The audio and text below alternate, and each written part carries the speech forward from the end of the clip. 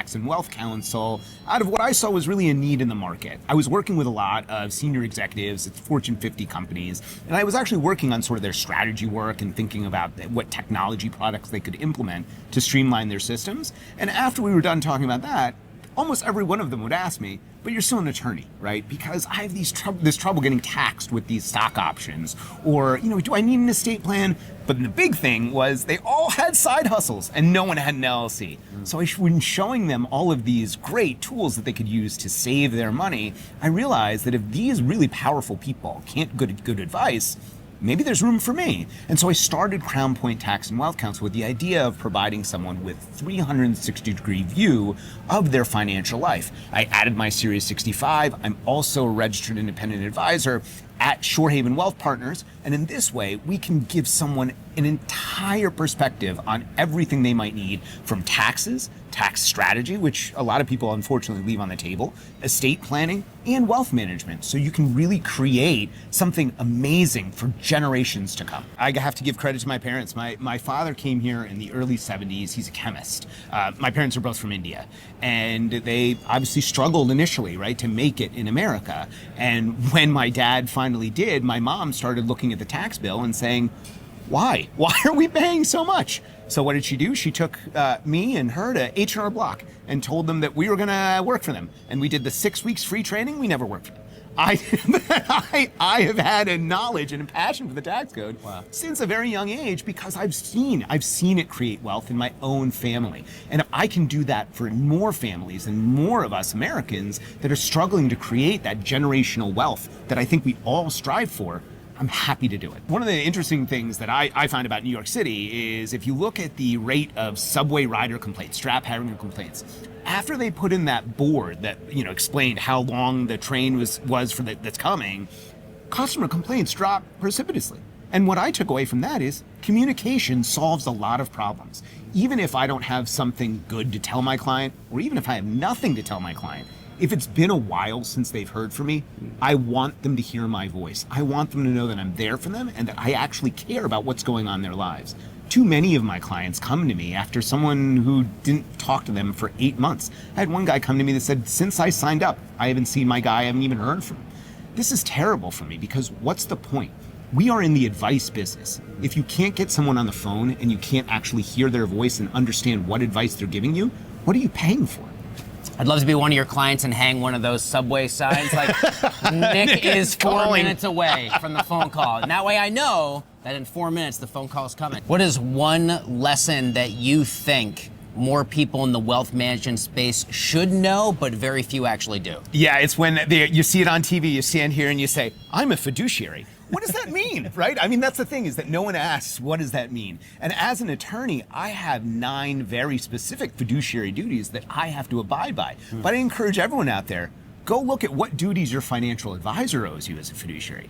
It's very light. It's not 9, and it's not as strict as me. For example, if I screw up a client's matter, right, if I'm not handling it correctly, they can go to court and pull my law license immediately.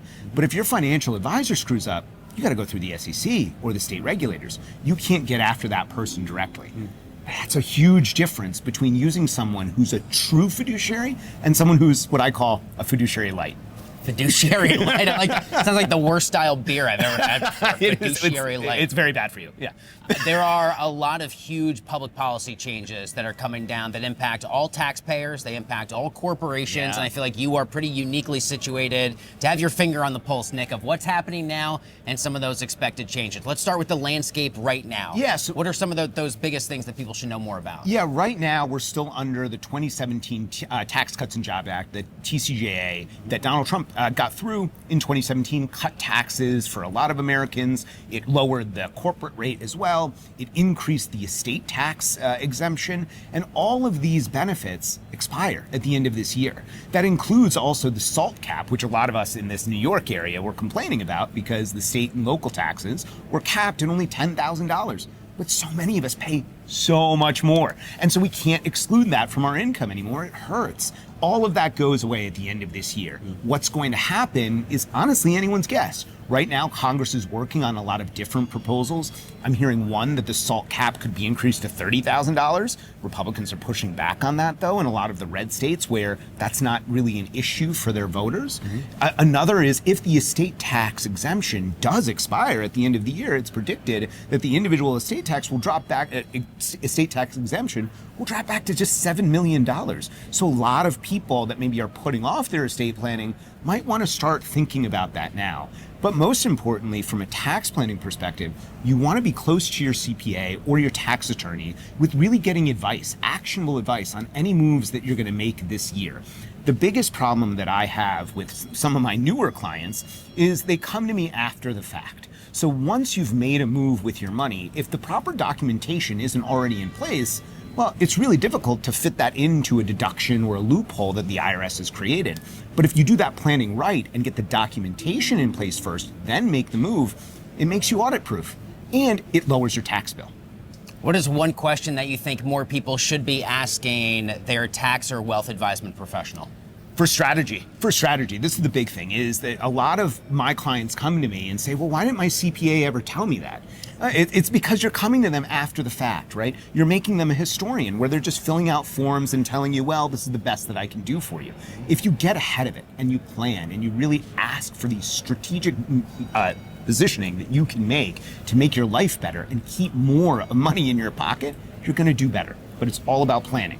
What most excites you about the work that you get to do at Crowne Point on behalf of your clients today? The savings. It's so funny. I was talking to one of my clients the other day, and we were able to save him a little over $300,000 on his tax bill from last year.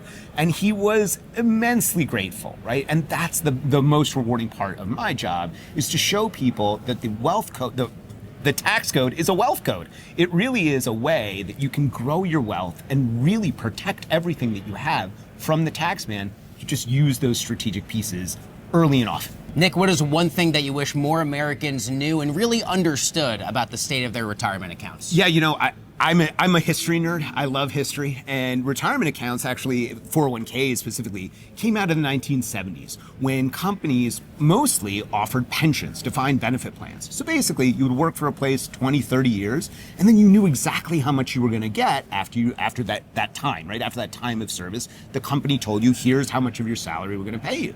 Well, every year you have to do those projections on funding that pension plan, right? Well, if you're doing projections in 1973, 74, when inflation and interest rates are rampant, the projections look ridiculous. It's insane. How much money can you come up with? So corporations were struggling. They were trying to figure out, how do I get out of these pension plans? Leave it to an insurance consultant to come up with 401ks. So the 401k shifts the burden, right? It shifts the burden from the employer to the employee to save for retirement. But then how do you incentivize the employer to even offer these plans? By allowing them to put away more in the plan than their employees. So actually, when you look at these plans, you really want to think, am I done? Am I done stuffing this plan? Because if you do the compound interest calculation, a lot of people don't realize that they're going to have $5, $7, $8 million when they're ready to retire. So what's the point of putting more in an account that's locked up until you retire? Things happen in our lives. It may not be the best idea to lock up your money, especially given that these were created by companies that wanted to get out of paying you in the first place. So I think it's important to really think about how these structures occurred and what we can use them for so you can leverage them in the best way possible. Had you ever considered doing something else other than what you're doing? Actually, I did for a long time. I didn't do any of this stuff. I was a litigator, so I was in court all of the time arguing. And what I saw, though, was all of the messes from people screwing things up in the planning phases, right? This is why now I'm doing what I'm doing now. Instead of coming in and trying to clean up the mess, I'm trying to prevent the mess from happening. And one of the things that I do is I meet with my clients regularly. So when you sign up with me at Crowne Point for your tax and sort of accounting needs, because I do have a CPA on staff as well, we not only take care of your bookkeeping, we'll take care of any questions you have around expenses or what can be capitalized, what should be expensed. We'll do your tax returns, but you're going to get a meeting with me at least once a quarter. Usually it's once a month in the beginning because we want to set up that strategy. We want to make sure that every quarter you're making the moves that we planned out that's going to show up on your tax return.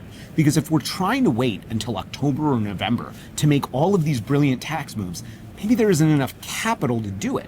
That's the thing. To make money in taxes, basically, to save money in taxes, you need to have money, right? You actually have to have the capital. So if you don't have the capital available, you're limiting the number of moves that you can make. So if you make moves throughout the year when cash flow comes in, you're going to do a lot better. And then at the end, in February or March, all of my tax returns are done because I've been with the customer the entire way, right? The client never is questioning, what am I doing? What should I be doing? They always know. And that's the big piece of working with me. Nick, it's been awesome to have this conversation with you today. Really grateful for you coming down to the NYSE. Where can people learn more about the work that you and your team are doing at Crowne Point? Yeah, so it's Crowne Point Tax. It's fancy, so I spell it with an E. It's Crowne with an E, pointtax.com. And on LinkedIn, you can find me on Instagram at Crowne Point Tax and Wealth Counsel as well. Anywhere you can find me on the internet, you'll be able to message me. My man, thanks for being here. JD, thanks for having me.